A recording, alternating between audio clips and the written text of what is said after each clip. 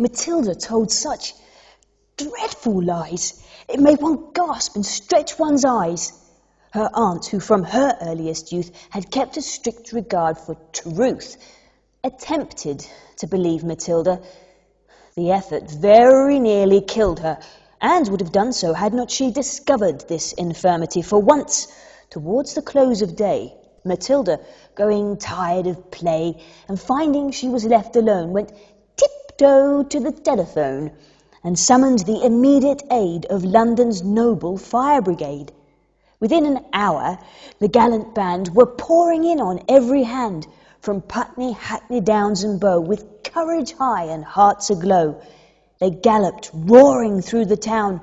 "Matilda's house is burning down!"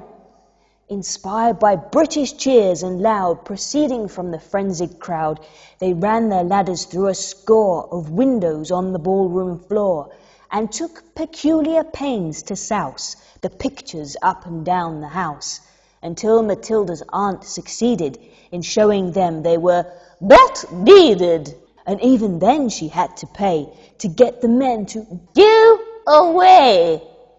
It happened that a few weeks later her aunt was off to the theatre to see that interesting play, The Second Mrs. Tanqueray.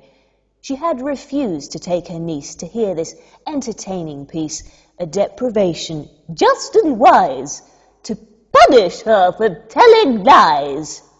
That night a fire did break out. You should have heard Matilda shout.